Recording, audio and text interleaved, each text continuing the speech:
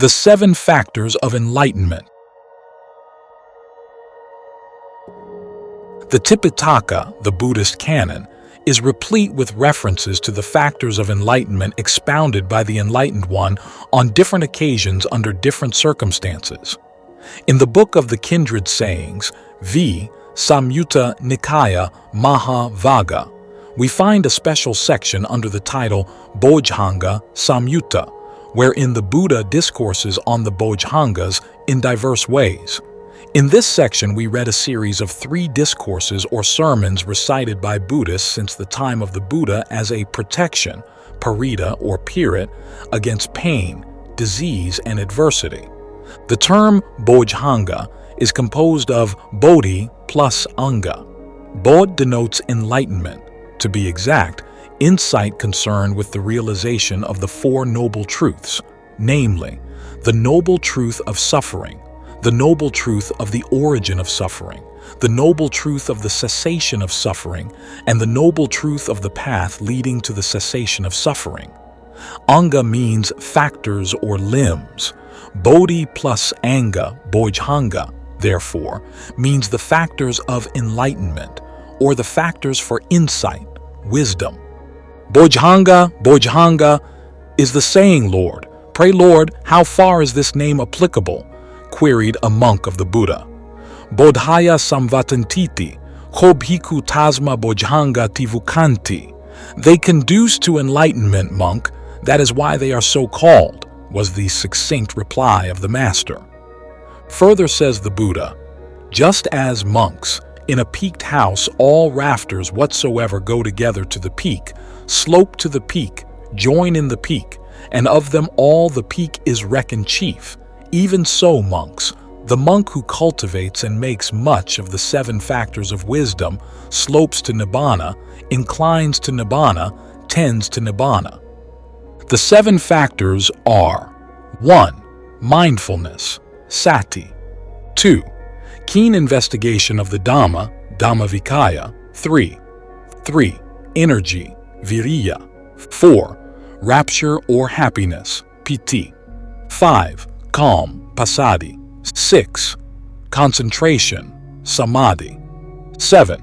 Equanimity, upekkha. One of the discourses on the Bojjhangas may be mentioned here. It begins, "Thus I heard. At one time the Buddha was living at Rajagaha, at Veluvana, in the squirrel's feeding ground. At that time the Venerable Maha Kassapa, who was living in Pifhali cave, was sick, stricken with a severe illness. Then the Buddha, rising from his solitude at eventide, visited the Venerable Maha Kassapa, took his seat, and spoke to the Venerable Maha Kassapa in this wise. Well, Kassapa, how is it with you? Are you bearing up? Are you enduring? Do your pains lessen or increase? Are there signs of your pains lessening and not increasing? No, Lord, I am not bearing up, I am not enduring. The pain is very great. There is a sign not of the pains lessening, but of their increasing.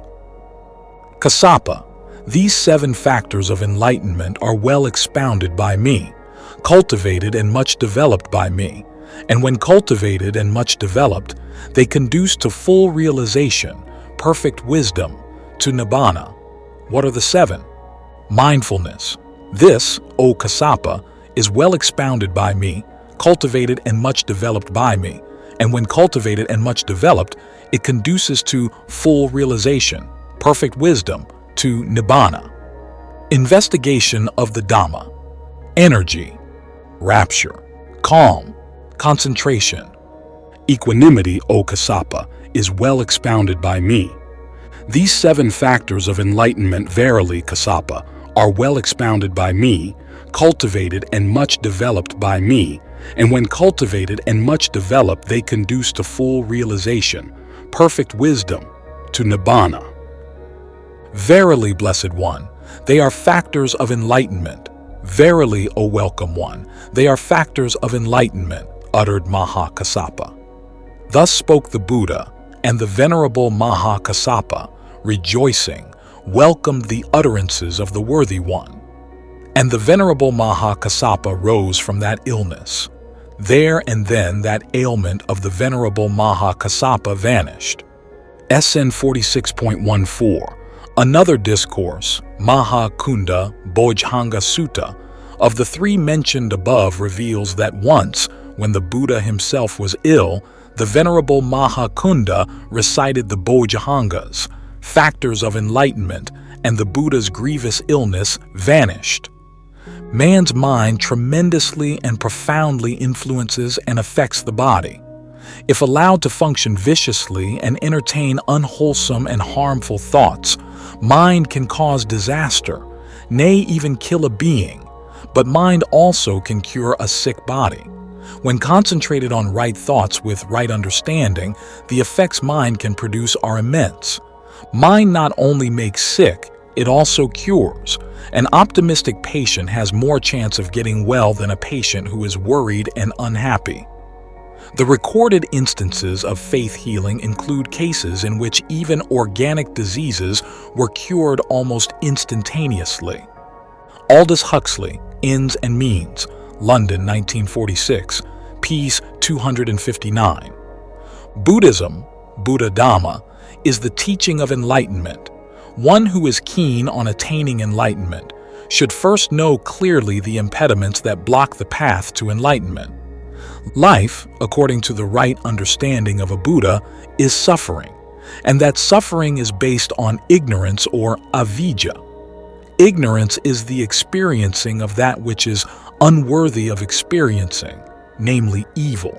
Further, it is the non-perception of the conglomerate nature of the aggregates, non-perception of sense organ and object in their respective and objective natures, non-perception of the emptiness or the relativity of the elements, non-perception of the dominant nature of the sense-controlling faculties, non-perception of the thusness, the infallibility of the four truths.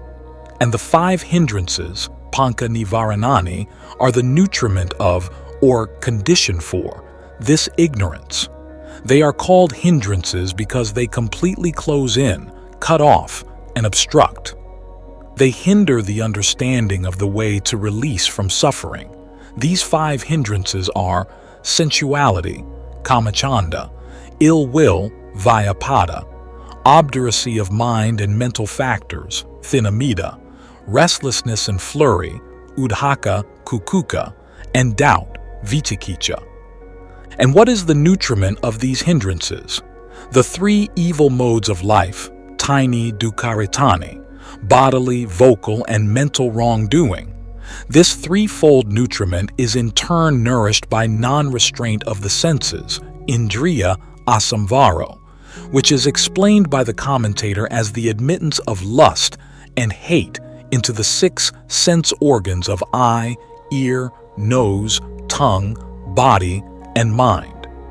The nutriment of non-restraint is shown to be lack of mindfulness and of complete awareness, asati asampajanya. In the context of nutriment, the drifting away of the object, dhamma, the lapsing from the mind of the knowledge of the lakshanas or characteristics of existence, impermanence, suffering, and voidness of self, and forgetfulness of the true nature of things, is the reason for non-restraint.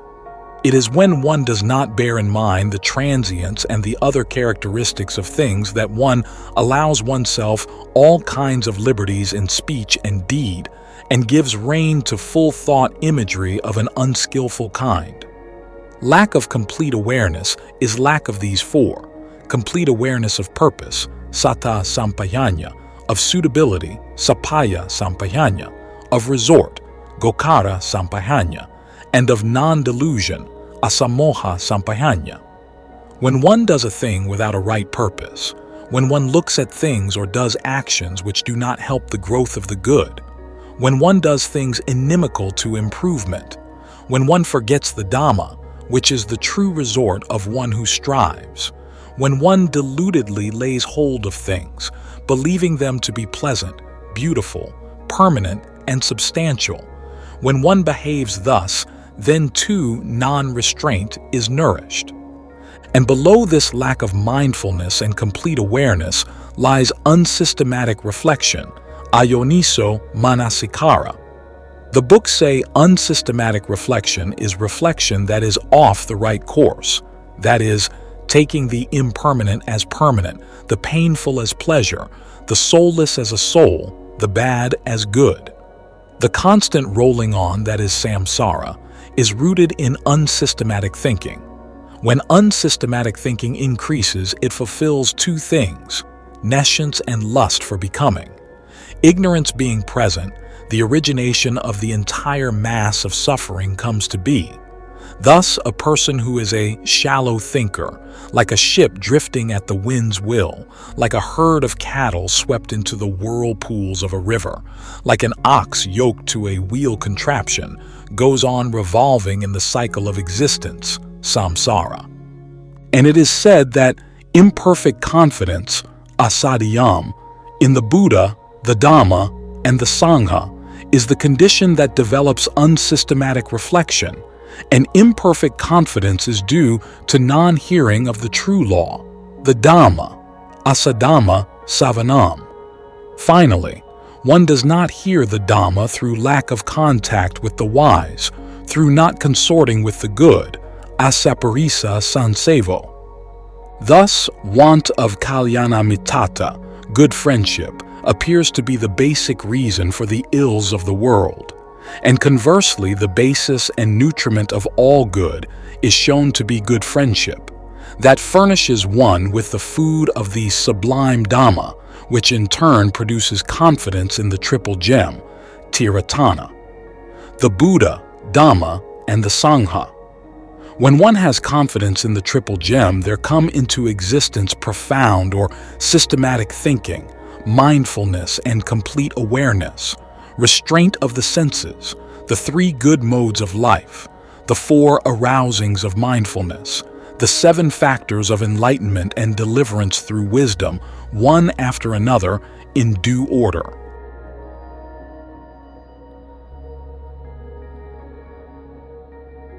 The first is sati, mindfulness. Let us now deal with the enlightenment factors one by one. The first is sati, mindfulness. It is the instrument most efficacious in self-mastery, and whosoever practices it has found the path to deliverance. It is fourfold: mindfulness consisting in contemplation of the body, kayanupassana, feeling, vedananupassana, mind, cittanupassana, and mental objects. The man lacking in this all-important quality of mindfulness cannot achieve anything worthwhile. The Buddha's final admonition to his disciples on his deathbed is this: transient are all component things. Work out your deliverance with heedfulness. And the last words of the Venerable Sariputta, the foremost disciple of the Buddha, who predeceased the Master, were this: strive on with heedfulness. This is my advice to you. Sampadetha apamadena, esa me anusasana. In both these injunctions, the most significant and pregnant word is apamada, which literally means incessant heedfulness. Man cannot be heedful unless he is aware of his actions, whether they are mental, verbal, or physical, at every moment of his waking life. Only when a man is fully awake to and mindful of his activities can he distinguish good from bad and right from wrong. It is in the light of mindfulness that he will see the beauty or the ugliness of his deeds. The word apamada throughout the Tipitaka is used to denote sati, mindfulness. Pamada is defined as absence of mindfulness. Says the Buddha in the Anguttara Nikaya, "Monks, I know not of any other single thing of such power to cause the arising of good thoughts if not yet arisen, or to cause the waning of evil thoughts if already arisen, as heedfulness. In him who is heedful, good thoughts not yet arisen do arise, and evil thoughts, if arisen, do wane. Constant mindfulness and vigilance are necessary to avoid ill and perform good. The man with presence of mind who surrounds himself with watchfulness of mind, saddama, The man of courage and earnestness gets ahead of the lethargic, the heedless, pamato, as a racehorse outstrips a decrepit hack. The importance of sati, mindfulness, in all our dealings is clearly indicated by the following striking words of the Buddha. Mindfulness, O disciples, I declare is essential in all things everywhere. It is as salt is to the curry. M.A. Satipatthana Commentary. The Buddha's life is one integral picture of mindfulness. He is the Sada Sato, the ever mindful, the ever vigilant. He is the very embodiment of mindfulness. There was never an occasion when the Buddha manifested signs of sluggish inactivity or thoughtlessness. Right mindfulness, or complete awareness in a way, is superior to knowledge, because in the absence of mindfulness it is just impossible for a man to make the best of his learning. Intelligence devoid of mindfulness tends to lead man astray and entice him from the path of rectitude and duty. Even people who are well-informed and intelligent fail to see a thing in its proper perspective when they lack this all-important quality of mindfulness. Men of good standing, owing to deeds done and words spoken thoughtlessly and without due consideration to their consequences, are often subjected to severe and justified criticism. Mindfulness is the chief characteristic of all wholesome actions tending to one's own and others' profit. Apamado mahato ataya sanvatati.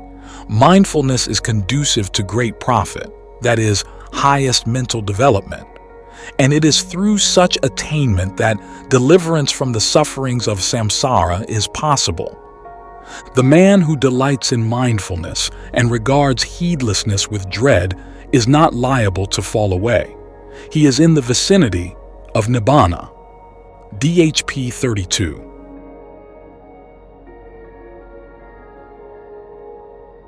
The second enlightenment factor is Dhammavichaya,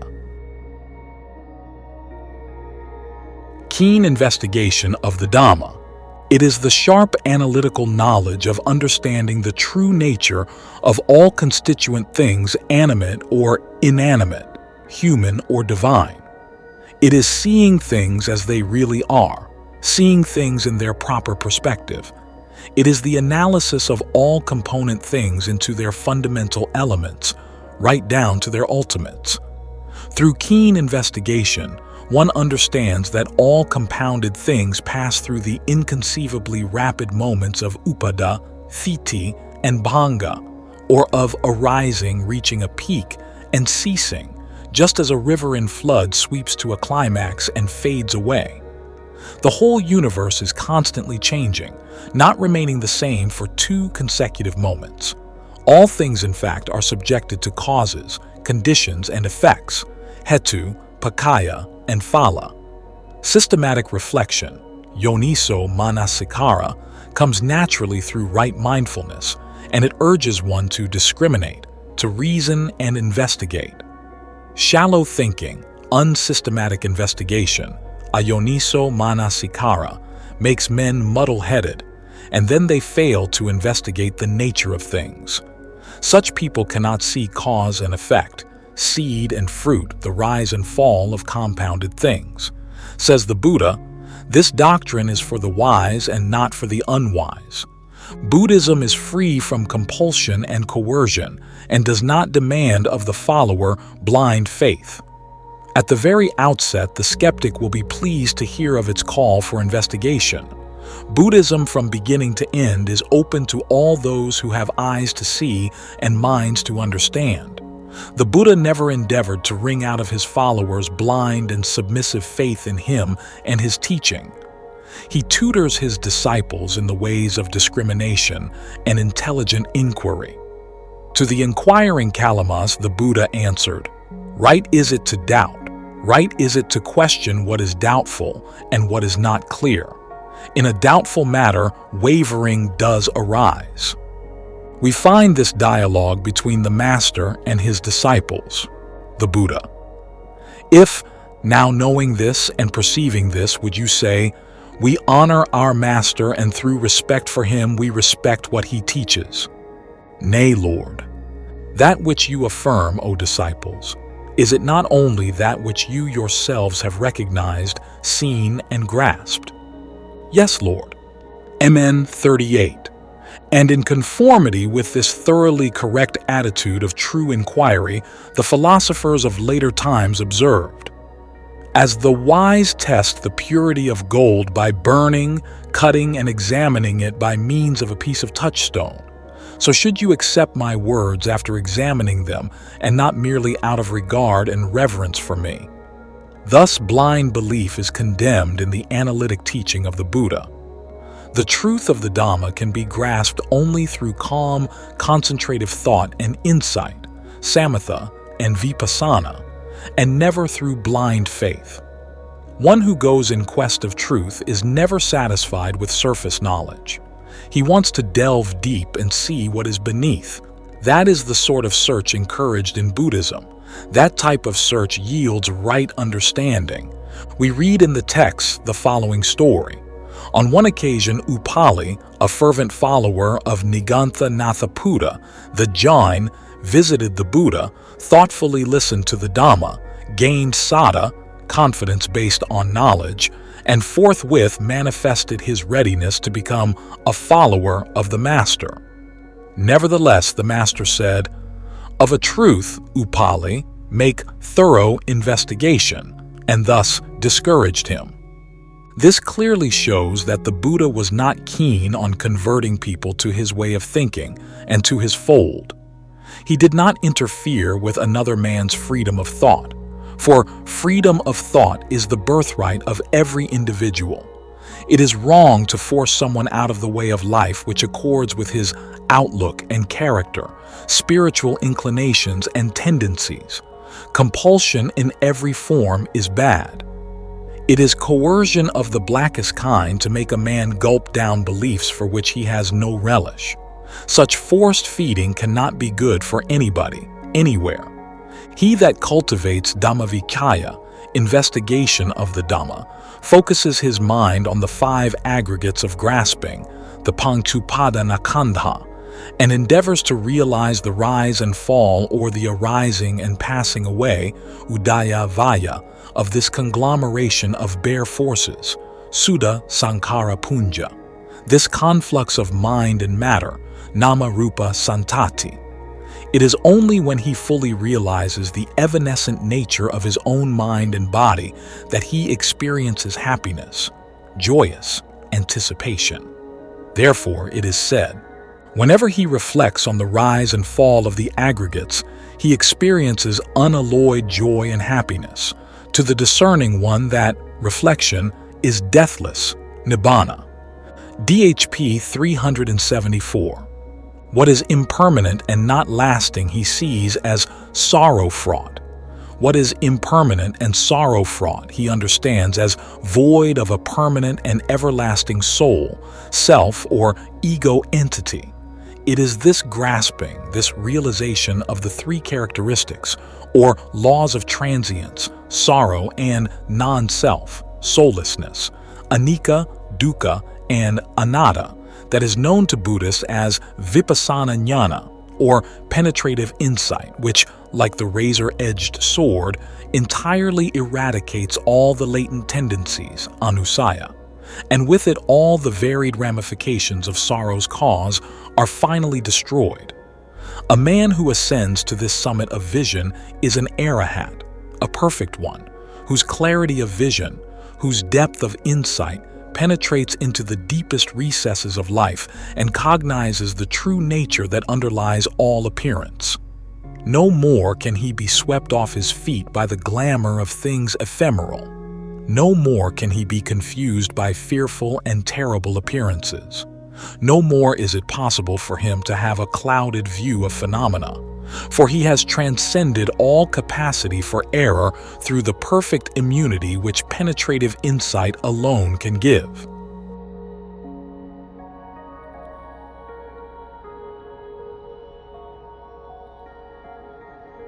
The third enlightenment factor is viriya, energy. It is a mental property, Tipitaka, and the sixth limb of the Noble Eightfold Path. They're called Sama Vayama, right effort. The life of the Buddha clearly reveals that he was never subjected to moral or spiritual fatigue. From the hour of his enlightenment to the end of his life, he strove tirelessly to elevate mankind, regardless of the bodily fatigue involved, and oblivious to the many obstacles and handicaps that hampered his way. He never relaxed in his exertion for the common weal. Though physically he was not always fit, mentally he was ever vigilant and energetic. Of him it is said, "Ah, wonderful is the conqueror, who ere untiring strives, for the blessing of all beings, for the comfort of all lives." Buddhism is for the sincerely zealous, strong, and firm in purpose, and not for the indolent.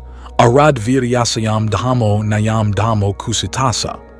The Buddha has not proclaimed himself a savior, willing and able to take upon himself the evil of mankind. On the contrary, he declares that each person has to bear the burden of his ill deeds. In the words of the Buddha, each individual has himself to put forth the necessary effort and work out his own deliverance with diligence. The Buddha is only a path revealer, and not a savior who endeavors to save souls by means of a revealed religion. The idea that another raises a man from lower to higher levels of life and ultimately rescues him tends to make a man indolent and weak, supine and foolish. Others may lend us a helping hand indirectly, but deliverance from suffering must be wrought out and fashioned by each one for himself upon the anvil of his own actions. Be ye islands unto yourselves, be ye your own refuge. Thus did the Master exhort his followers to acquire self-reliance. A follower of the Buddha should not under any circumstances relinquish hope and effort, for the Buddha was one who never gave up hope and courage, even as a bodhisattva. As an aspirant for Buddhahood, he had as his motto the following inspiring words: Ma Nevada, Abhikama, falter not, advance. The man who is mindful, saddhama, and cultivates keen investigation should next put forth the necessary effort to fight his way out. The function of energy is fourfold. 1. The effort to eradicate evils that have arisen in the mind. 2. The effort to prevent the arising of unarisen evil. 3. The effort to develop unarisen good. 4. The effort to promote the further growth of good already arisen. Just, says the Vitaka Santana Suttanta of the Majjhima Nikaya, Note 20. As a competent carpenter or carpenter's apprentice with a slender pen will knock out, remove, and dispose of a thicker one, so also, when through dwelling on some idea that has come to him, evil, unsalutary considerations connected with desire, hate, and delusion arise in the monk. Then he should engender in his mind an idea other than that former idea and connected with salutary things, whereupon the evil, unsalutary considerations will disappear, and with their disappearing, his mind will become settled, subdued, unified, concentrated. Thus, the path of purification is impossible for an indolent person. The aspirant for enlightenment, Bodhi, should possess unflinching energy coupled with fixed determination. Enlightenment and deliverance lie absolutely and entirely in his own hands. Man must himself by his own resolute efforts rise and make his way to the portals of liberty, and it is always, in every moment, in his power so to do. Neither are those portals locked and the key in possession of someone else from whom it must be obtained by prayer and entreaty. That door is free of all bolts and bars, save those the man himself has made. By precept and example, the Buddha was an exponent of the strenuous life. Hear these words of the Buddha: "The idler who does not strive, who, though young and strong, is full of sloth, who is weak in resolution, that lazy and idle man will not find the way to wisdom, the way to enlightenment." Following in the footsteps of the Buddha, the disciple thinks, "Though only my skin, sinews, and bones remain, and my blood and flesh dry up and wither away, yet never will I give up my quest and swerve from the path of rectitude and enlightenment."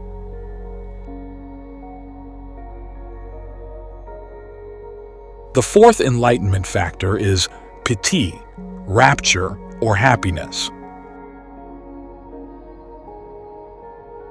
This too is a mental property, citasika, and is a quality which suffuses both the body and mind. The man lacking in this quality cannot proceed along the path to enlightenment. There will arise in him a sullen indifference to the Dhamma, an aversion to the practice of meditation, and morbid manifestations.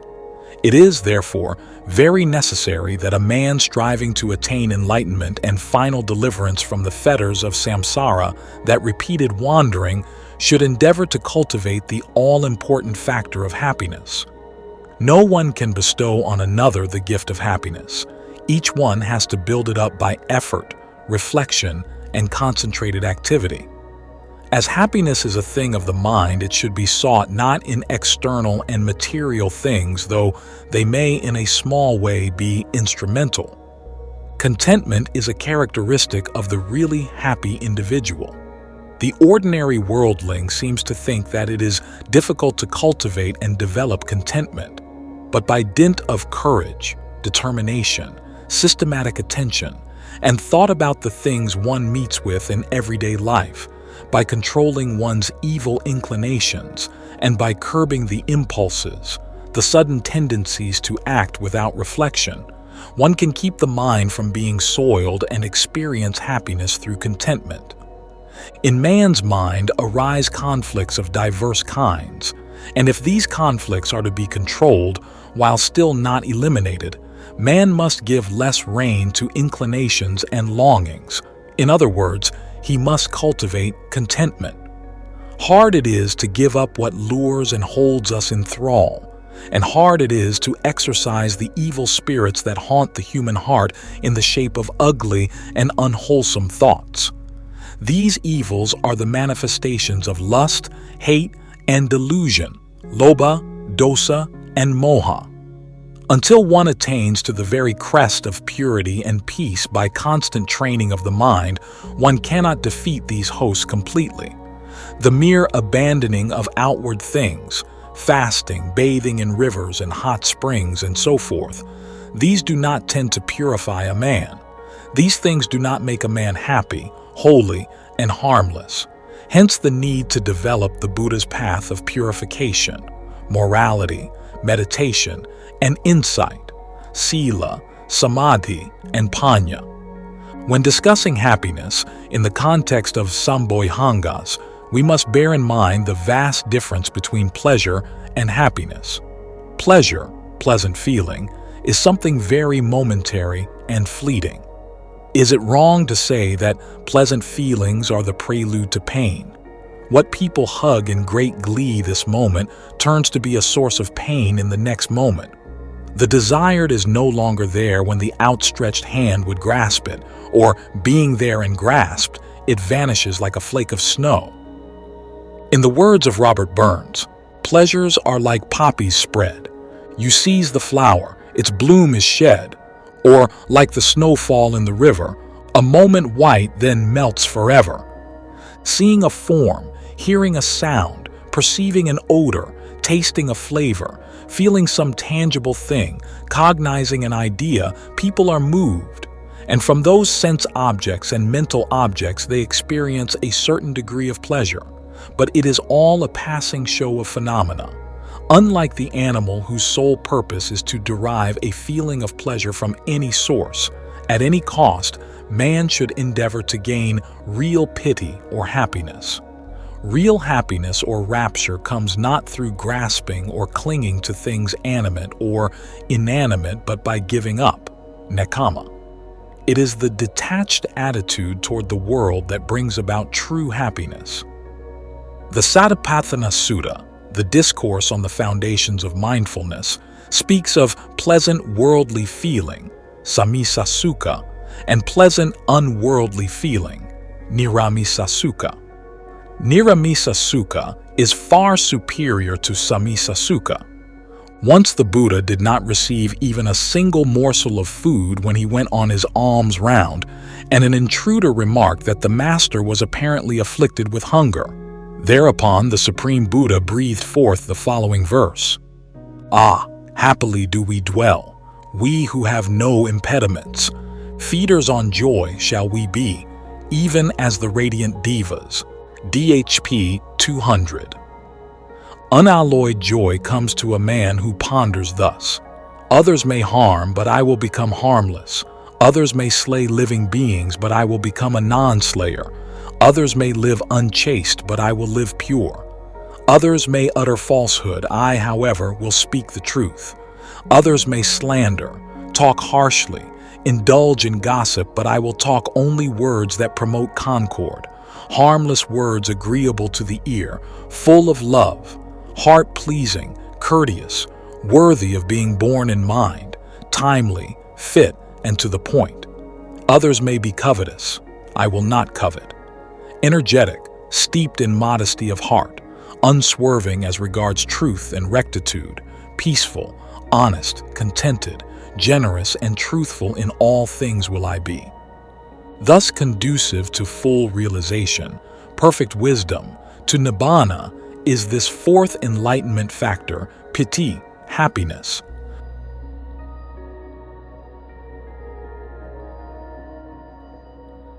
Passaddhi, calm or tranquility, is the fifth factor of enlightenment. Passaddhi is twofold. Kaya passaddhi is calm of body. Kaya here means all the mental properties rather than the physical body. In other words, calm of the aggregates of feeling, vedanakanda, perception, sanyakanda, and the volitional activities or conformations, samkarakanda. Citta passaddhi is the calm of the mind, that is, the aggregate of consciousness, vijnanakanda. Passaddhi is compared to the happy experience of a weary walker who sits down under a tree in a shade, or the cooling of a hot place by rain. Hard it is to tranquilize the mind. It trembles and it is unsteady, difficult to guard and hold back. It quivers like a fish taken from its watery home and thrown on the dry ground. It wanders at will. Such is the nature of this ultra-subtle mind. It is systematic reflection that helps the aspirant for enlightenment to quieten the fickle mind. Unless a man cultivates tranquility of mind, concentration cannot be successfully developed. A tranquilized mind keeps away all superficialities and futilities. Many a man today thinks that freedom and unrestraint are synonyms, and that the taming of the self is a hindrance to self-development. In the teaching of the Buddha, however, it is quite different. The self must be subdued and tamed on right lines if it is to become truly well. The Tathagata, the tamed, teaches the Dhamma for the purpose of taming the human heart. It is only when the mind is tranquilized and is kept to the right road of orderly progress that it becomes useful for the individual possessor of it and for society. A disorderly mind is a liability both to the owner of it and for others. All the havoc wrought in the world is wrought by men who have not learned the way of mental calm, balance, and poise. Calmness is not weakness. The calm attitude at all times shows a man of culture. It is not too hard a task for a man to be calm when all things around him are favorable. But to be composed in mind in the midst of unfavorable circumstances is hard indeed, and it is this difficult quality that is worth achieving. For by such control one builds up strength of character. The most deceptive thing in the world is to imagine that they alone are strong who are noisy, or that they alone possess power who are fussily busy. The man who cultivates calm of the mind does not get upset, confused, or excited when confronted with the 8 vicissitudes of the world, ataloka dhamma. He endeavors to see the rise and fall of all things conditioned, how things come into being and pass away. Free from anxiety and restlessness, he will see the fragility of the fragile. A story in our books tells us how when a mother was asked why she did not lament and feel pain over the death of her beloved son, said, "Uninvited he came, uninvited he passed away, as he came so he went. What use is there in lamenting, weeping, and wailing?" Such is the advantage of a tranquilized mind. It is unshaken by loss or gain, blame and praise, and undisturbed by adversity. This frame of mind is brought about by viewing the sentient world in its proper perspective. Thus calm or passaddhi leads man to enlightenment and deliverance from suffering.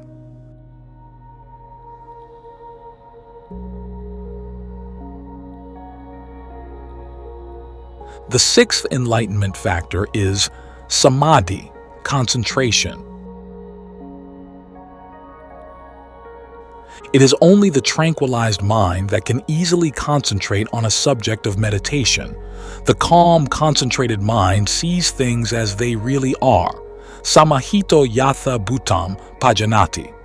The unified mind brings the five hindrances, pancha nivaranani, under subjugation. Concentration is the intensified steadiness of the mind comparable to an unflickering flame of a lamp in a windless place. It is concentration that fixes the mind aright and causes it to be unmoved and undisturbed. Correct practice of samadhi maintains the mind and the mental properties in a state of balance like a steady hand holding a pair of scales. Right concentration dispels passions that disturb the mind and brings purity and placidity of mind. The concentrated mind is not distracted by sense objects. Concentration of the highest type cannot be disturbed under the most adverse circumstances. One who is intent on samadhi should develop a love of virtue, sila, for it is virtue that nourishes mental life and makes it coherent and calm, equable and full of rich content. The unrestrained mind dissipates itself in frivolous activity. Many are the impediments that confront a yogi, an aspirant for enlightenment, but there are 5 particular hindrances that hinder concentrative thought, samadhi, and obstruct the way to deliverance. In the teaching of the Buddha, they are known as pancha nivarana, the 5 hindrances.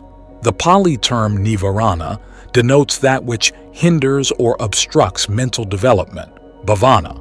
They are called hindrances because they completely close in, cut off, and obstruct. They close the doors to deliverance. The 5 hindrances are: 1.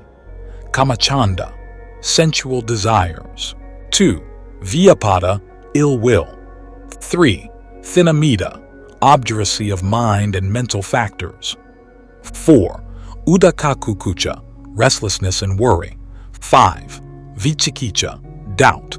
Kamachanda, or sensual desires or intense thirst for either possessions or the satisfaction of base desires, is the first that binds man to samsara, repeated wandering, and closes the door to final deliverance.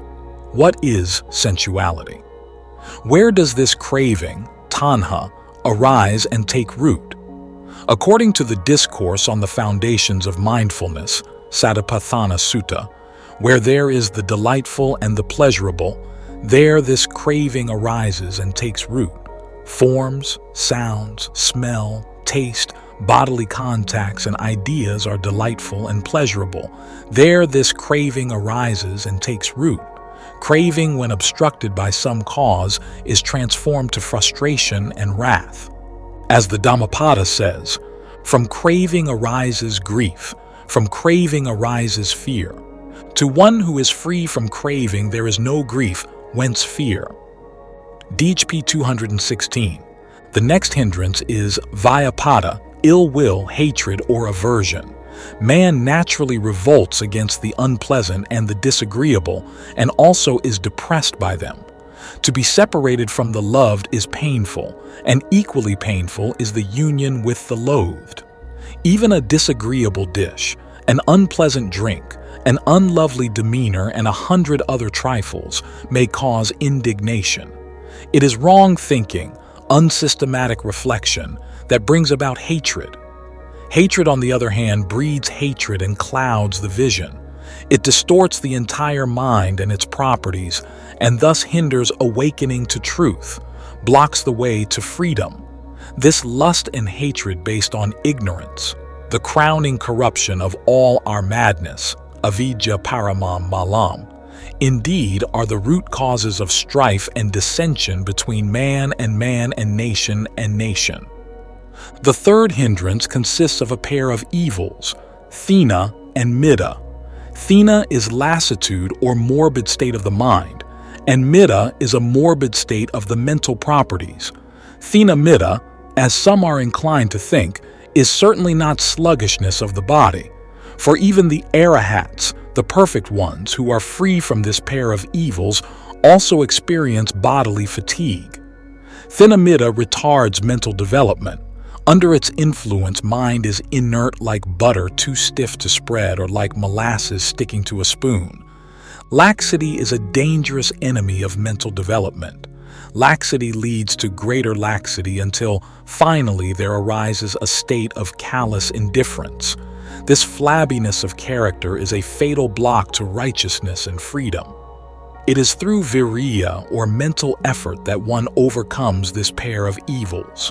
The fourth hindrance also comprises twin drawbacks, udaka and kukuka, restlessness and brooding, or flurry and worry.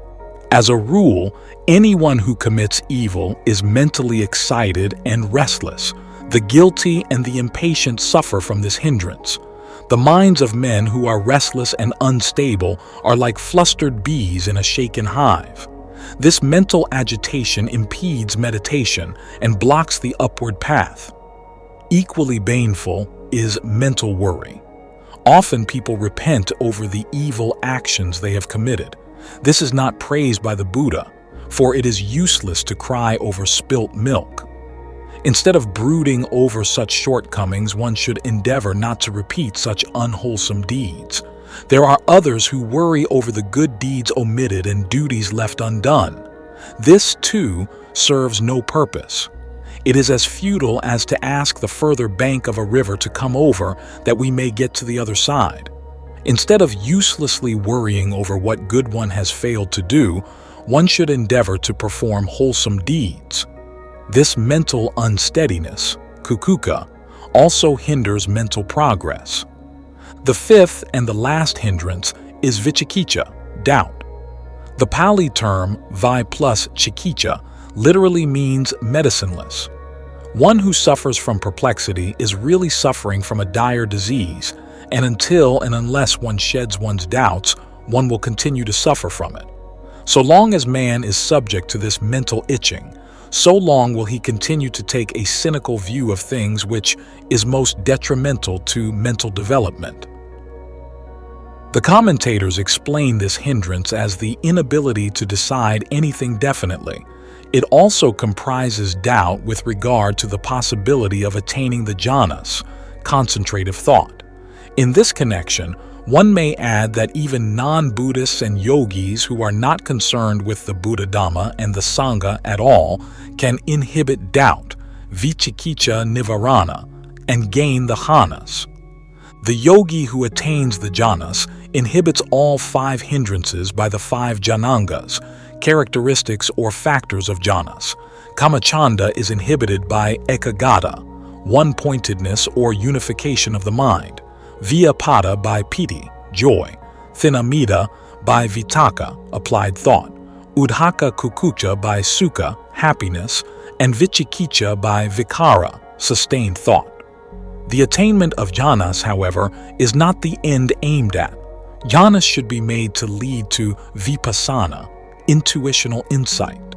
It is through insight that the yogi eradicates the latent corruptions, anusaya kilesas, and attains perfect purity. So long as impurities or taints, kilesas, exist in man's mind latent, so long will the arising of papa, evil, in him continue. The practitioner of jhana, whose purpose is to attain vipassana, commits no ill action because the hindrances are inhibited, but he has the impurities latent in his makeup, and therefore he is not yet in a state of absolute security.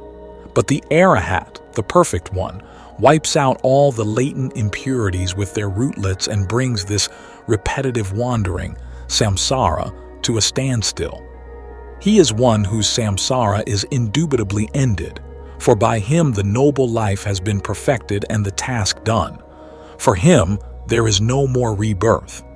A sincere student who is bent on deep study cuts himself off from sense attractions and, retiring to a congenial atmosphere, holds fast to his studies. Thus, steering through all disturbing factors, he attains success in his examinations. In the same way, seated in a cloister cell or some other suitable place, far from the madding crowd's ignoble strife, the yogi, the meditator, fixes his mind on a subject of meditation, kamathana, and by struggle and unceasing effort inhibits the 5 hindrances, and washing out the impurities of his mind flux, gradually reaches the first, the second, the third, and the fourth jhana. Then by the power of samadhi, concentrative thought thus won, he turns his mind to the understanding of reality in the highest sense. It is at this stage that the yogi cultivates vipassana, intuitional insight. It is through vipassana that one understands the real nature of all component and conditioned things. Vipassana aids one to see things as they truly are. One sees truth face to face and comprehends that all tones are just variations struck on the one chord that runs through all life, the chord which is made up of anicca, dukkha, and anatta, impermanence, sorrow, and soullessness. The yogi gains insight into the true nature of the world he has clung to for so long. He breaks through the eggshell of ignorance to the hypercosmic. With that final catharsis, he reaches the state where dawns for him the light of nibbana, the calm beyond words, the unshakable deliverance of the mind, and the world holds nothing more for him. Says the Dhammapada 373, to the bhikkhu who has retired to a secluded spot, whose mind is calmed and who clearly discerns the Dhamma, there comes unalloyed joy and happiness transcending that of humans.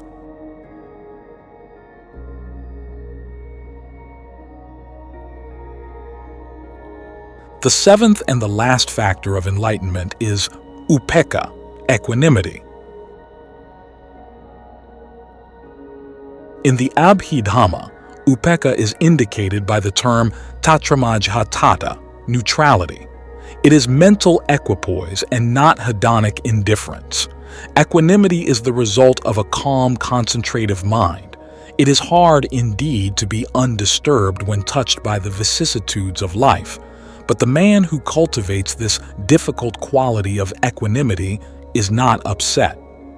Amidst the welter of experience, atha lokadhamma, gain and loss, good repute and ill repute, praise and censure, pain and happiness, he never wavers.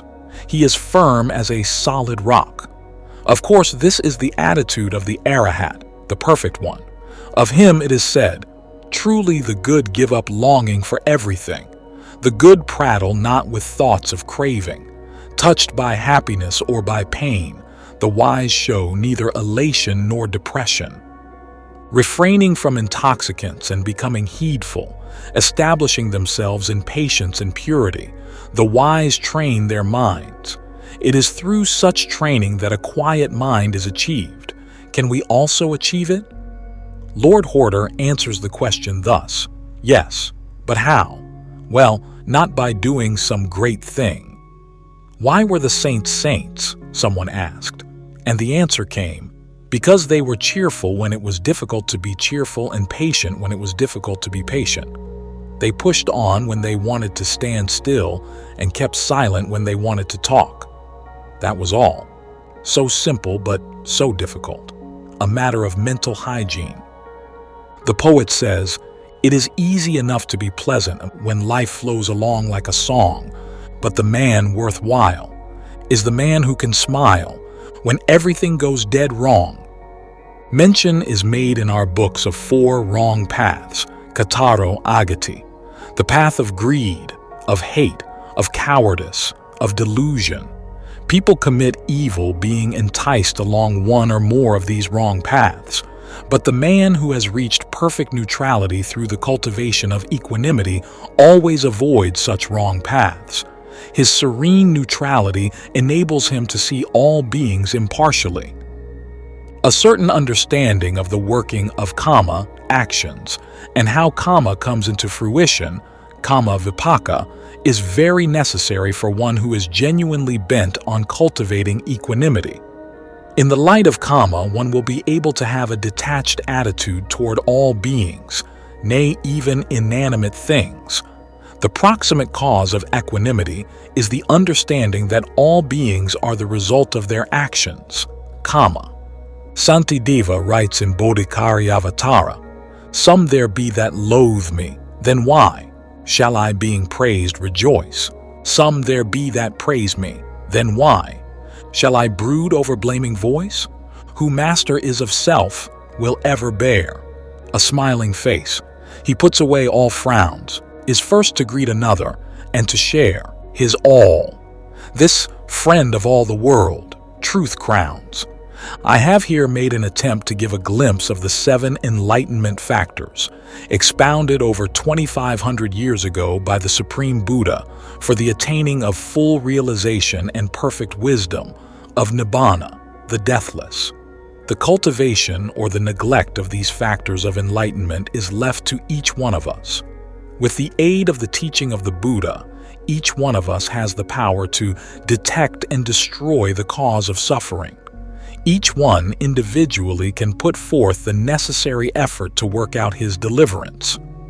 The Buddha has taught us the way to know life as it is, and has furnished the directions for such research by each of us individually. Therefore, we owe it to ourselves to find out for ourselves the truth about life and to make the best of it. We cannot say justifiably that we do not know how to proceed. There is nothing vague in the teaching of the Buddha. All the necessary indications are clear as clear could be. Buddhism from beginning to end is open to all those who have eyes to see and minds to understand. So clear is his teaching that it can never be misunderstood. The only thing necessary on our part for the full realization of the truth is firm determination, endeavor and earnestness to study and apply the teaching, each working it out for himself to the best of his ability. The Dhamma yet beckons the weary pilgrim to the happy haven of Nibbana's security and peace. Let us, therefore, cultivate the 7 enlightenment factors with zest and unflagging devotion, and advance, remembering the saints of other days, and recollecting how it was they lived, even though today be but the after-time. One yet may win the ambrosial path of peace. Psalms of the Brethren, Therigatha 947. May all living beings be well and happy.